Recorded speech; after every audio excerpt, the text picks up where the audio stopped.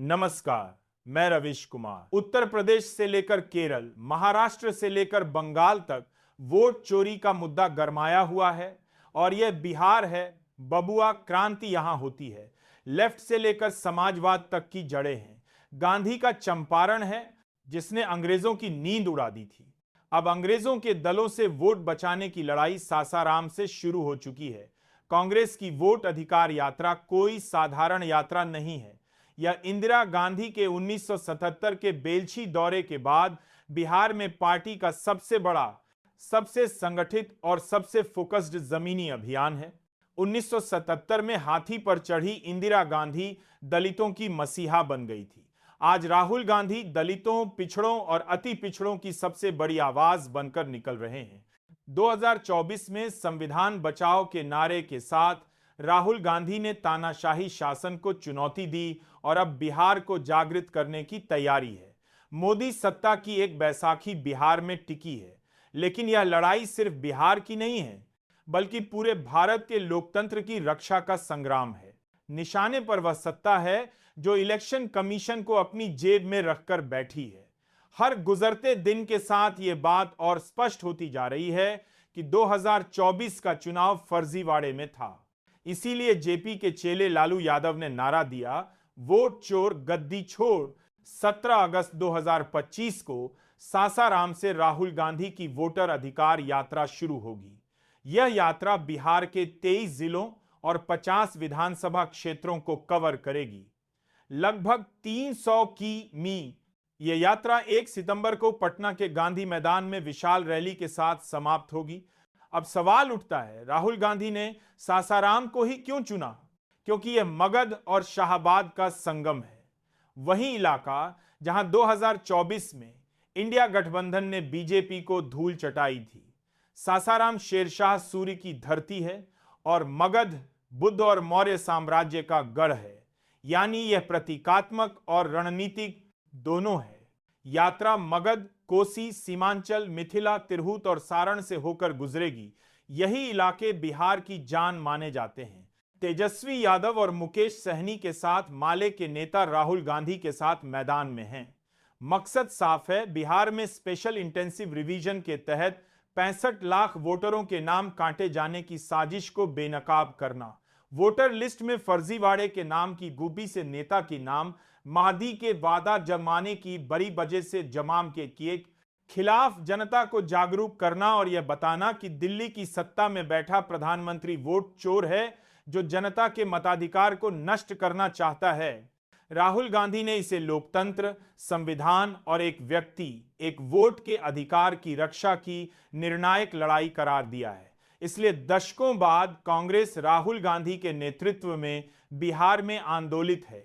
1977 में इंदिरा गांधी का बेलछी दौरा इतिहास बदल गया था। खराब मौसम में हाथी पर बैठकर इंदिरा गांधी ने चुनावी हार की निराशा को झटक दिया और यह उनका राजनीतिक टर्निंग पॉइंट बन गया। राहुल गांधी के लिए 2022 की भारत जोड़ो यात्रा टर्निंग पॉइंट थी और 2024 में भारत जोड़ो न्याय यात्रा के बाद लोकतंत्र ने नई करवट ली। इसीलिए कांग्रेस कह रही है, जब जब राहुल गांधी यात्रा पर निकले हैं, भारत ने नई सांस ली है। इंदिरा की लड़ाई सामाजिक अन्याय के खिलाफ थी, जबकि राहुल गांधी की लड़ाई इस देश के लोगों के वोट को बचाने की है। क्योंकि अगर जनता के पास वोट का अधिकार ही नहीं बचा तो जनता गुलाम बन जाएगी। बिहार में एसआईआर के तहत 22 लाख लोगों को मृत घोषित कर दिया गया, 36 लाख को परमानेंट प्रवासी बता दिया गया और 7 लाख को डुप्लीकेट करार दे दिया गया। यह सब बिना नोटिस, बिना पारदर्शिता और बिना जवाबदेही के हुआ। सवाल यह है, अगर यह वोट चोरी नहीं है तो क्या है? मगर सिर्फ नाम डिलीट नहीं किए गए हैं। बिहार की ड्राफ्ट वोटर लिस्ट में फर्जी नाम भी जोड़े गए हैं। रिपोर्टर्स कलेक्टिव ने अपनी रिपोर्ट में कहा था कि वाल्मीकि नगर विधानसभा में 5000 से ज्यादा फर्जी वोटर हैं। नई रिपोर्ट में कहा गया है कि डी में दीवा, अदिलाकी, कैलाश के साथ 3 विधानसभाओं में 80,000 से ज्यादा फर्जी वोटर हैं।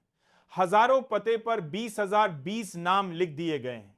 इस बीच कर्नाटक की बेंगलुरु सेंट्रल लोकसभा सीट की महादेवपुरा विधानसभा में 1 लाख फर्जी वोटरों के खुलासे के बाद इलेक्शन कमीशन ने राहुल गांधी के सामने सरेंडर कर दिया। रिपोर्टर्स कलेक्टिव की नई रिपोर्ट पर कांग्रेस नेता के वेणुगोपाल ने कहा कि चुनाव आयोग ने बेशर्मी की सारी हदें पार कर दी हैं। गंभीर आरोपों का जवाब देने की बजाय आयोग लोकतंत्र को कुचलने में लगा है।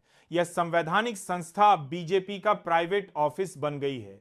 चुनाव आयोग का प्रेस नोट संदेह को और बढ़ाता है। आयोग कह रहा है कि वह वोटर लिस्ट की जांच का स्वागत करता है, लेकिन जब पार्टियों को मशीन रीडेबल लिस्ट नहीं दी जाएगी और सीसीटीवी फुटेज डिलीट कर दी जाएगी तो जांच कैसे होगी? याद रखिए, वोटर लिस्ट बनाने का काम चुनाव आयोग का है, राजनीतिक पार्टियों का नहीं। इसलिए चुनाव आयोग की ईमानदारी सवालों के घेरे में है। अगर आयोग निष्पक्ष होता और अपना काम सही ढंग से करता, किसी राजनीतिक पार्टी को फायदा नहीं पहुंचाता, तो 2024 के वोटर लिस्ट में फर्जी वोटर नहीं जोड़े गए होते। महाराष्ट्र के चुनावों में फर्जीवाड़ा नहीं होता, हरियाणा में नहीं होता, दिल्ली विधानसभा में आरोप नहीं लगते। तो क्या इतना कह देने से कि राजनीतिक पार्टियों ने सही समय पर नहीं बताया, सब ठीक हो जाएगा? वरना वोटर लिस्ट में गड़बड़ियां ठीक हो गई होती और ज्ञानेश कुमार को क्लीन चिट मिल जाती। वैसे पता लगाइए ज्ञानेश कुमार कहां छुपे रहते हैं। क्या वोटर लिस्ट के फर्जीवाड़े के लिए राजनीतिक पार्टियों को जिम्मेदार बताकर उन्होंने ये नहीं माना कि 2024 का लोकसभा चुनाव और महाराष्ट्र का विधानसभा चुनाव फर्जी था? अगर चुनाव फर्जी है तो सरकार भी अवैध है, और अगर सत्ता में अवैध सरकार है तो संपूर्ण क्रांति ही विकल्प है, जनता का सड़क पर आना ही विकल्प है। चुनाव आयोग पर लोगों का भरोसा टूट रहा है। स्पेशल इंटेंसिव रिवीजन के बावजूद फर्जीवाड़े सामने आ रहे हैं।